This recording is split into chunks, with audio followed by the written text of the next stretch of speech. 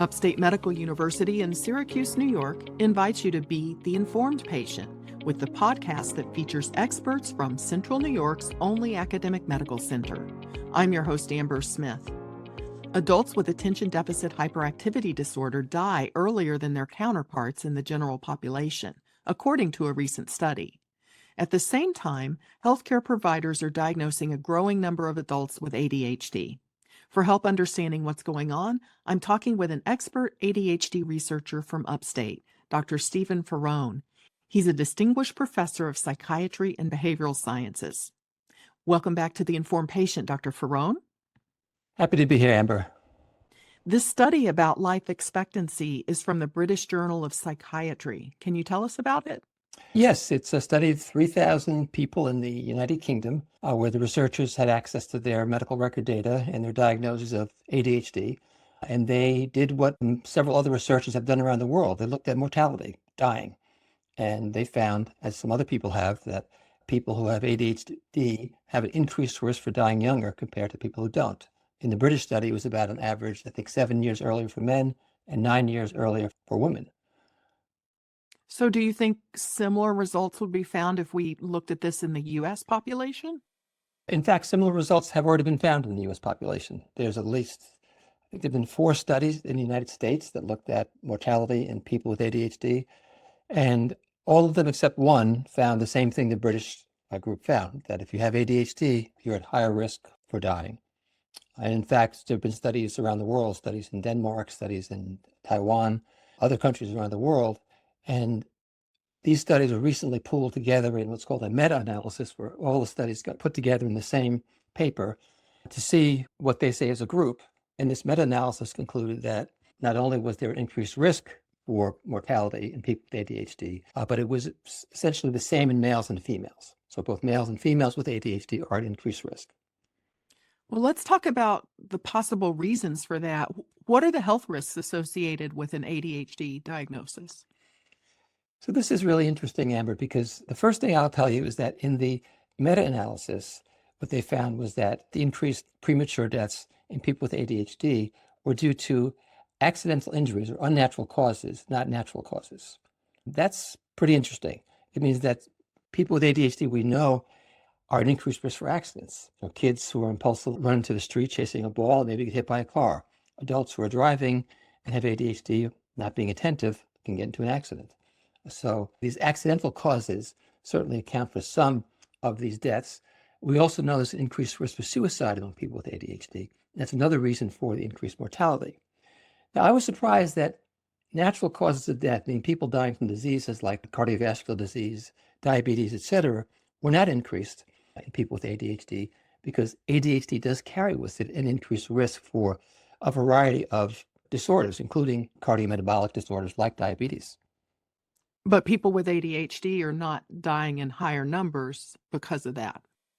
Correct. They're not dying in higher numbers because of that. And that's good news. It means probably that's when they occur, their medical disorders are being appropriately treated. So are there things the healthcare system could do better that would help lengthen the lifespans of adults with ADHD? Essentially, treatment is what's needed. There's at least one study that shows that people with ADHD who are treated for their disorder are less likely to die young than people with ADHD who are not treated. And we know they're less likely to have accidents. So it's very clear that the number one thing that can be done is that people with ADHD are identified by the healthcare system and they're appropriately treated with the current medications and therapies that we have available for them. This is Upstate's The Informed Patient podcast. I'm your host, Amber Smith. I'm talking with Upstate psychologist and ADHD researcher Dr. Stephen Faraone about attention deficit hyperactivity disorder. We talked about life expectancy with this diagnosis, and now I'd like to ask you about an increase in first-time ADHD diagnoses among adults 30 and older. A healthcare data and analytics company reports that the rate of first-time diagnoses rose about 61% among people aged 30 to 44 and 64% among people aged 45 to 64.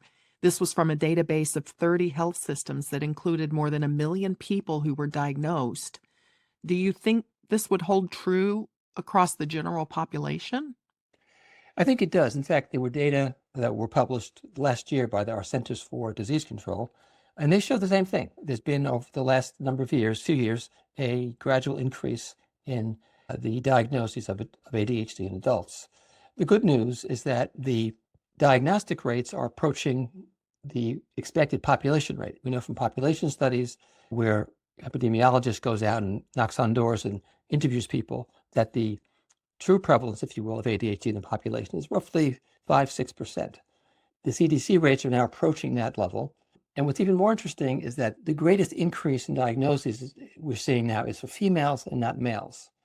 And the reason for that is because there is an underdiagnosis of girls at younger ages, meaning children, adolescents with ADHD, even in the 20s. But you're less likely to be diagnosed with ADHD if you're female than if you're male. That switches when you're older. When you're older, females are more likely to be diagnosed than males. Are you seeing more adults asking if they have ADHD, thinking that they've got some symptoms and maybe ought to be diagnosed? If we kind of rewind back to the 1990s when I first started studying adult ADHD, back then, many people believed that ADHD disappeared in adulthood. In fact, I had to write a paper that basically showed that that was wrong. There was a paper published in the American Journal of Psychiatry that said ADHD disappeared in adulthood. That was wrong. I knew that was wrong from my own clinical experience and research, and published a paper that basically showed that it was wrong, that children with ADHD grow up, roughly 2/3 continue to have ADHD into adulthood. So we know that ADHD in adulthood is real. And what's happened is that because many people, including myself, have done lots of work studying adult ADHD from many perspectives, including treatment, genetics, neuroimaging, it's now very clear that it's a valid diagnosis to make in adults. It takes a long time for that information to seep into the population and also into the population of healthcare providers.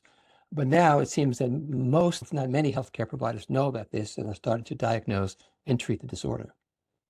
So these adults that are diagnosed with ADHD now, were they just never diagnosed as children, or do these ADHD symptoms just emerge later in life in some people?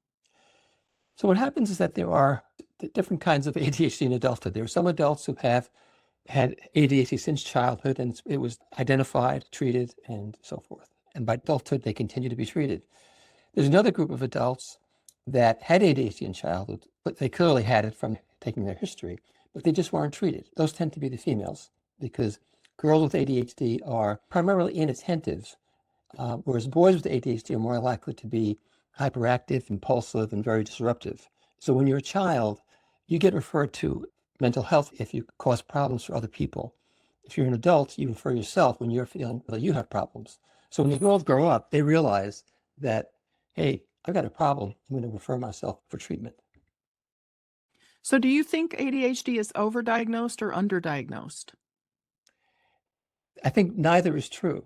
I think that for any medical disorder, sometimes people overdiagnose, certain doctors might overdiagnose it, certain doctors might underdiagnose it. What people need to understand with ADHD, when you think of it as a disorder, it's very much like hypertension or obesity or hypercholesterolemia, high cholesterol levels. Everybody has a blood pressure, everybody has a cholesterol level, and doctors have to decide, where's that cut point where I decide to treat somebody? And that cut point, we have it clearly defined in our diagnostic manuals, but sometimes somebody comes in, an adult with ADHD, for example, might come in, and they might not quite meet diagnostic criteria. It's sort of like someone who has subthreshold hypertension. They don't really meet the criteria for hypertension, but the doctor might decide to treat the hypertension because of other reasons. And so sometimes when people say there's overdiagnosis, they're referring to people who basically have lots of ADHD symptoms and are impaired. They just don't meet the full diagnostic criteria by the book. I think it's wrong to call it overdiagnosis, because in many cases, that's simply a physician or a nurse practitioner or a psychologist doing the right thing for the patient. I see. So what are the most common symptoms for adults? And that's going to differ between women and men, right? Well, actually, the symptom complex does differ. What happens, though, is that in childhood, well, the three sets of symptoms for ADHD are inattention, impulsivity, and hyperactivity. And they're all very apparent in childhood, although with girls, they tend to be mostly inattentive. As children with ADHD age, what happens is that the symptoms of hyperactivity and impulsivity tend to attenuate. So, for example, a child with ADHD might be running around, climbing on furniture, really being super hyperactive and disruptive because of it. Adults with ADHD don't run around and climb on furniture, but they do experience other effects of hyperactivity, such as they don't like sitting still. So an adult with ADHD, for example, doesn't like to be in a conference room for an hour or two, just sitting still in a chair. And all of us who have been in conferences where we have to sit for a while, there are some people that just get up and pace around. I'm not saying they all have ADHD, but they might, because that's a typical response of a person with ADHD. Now, as in adulthood, yes, the women tend to continue to be more attentive, but the men also tend to be more attentive as well.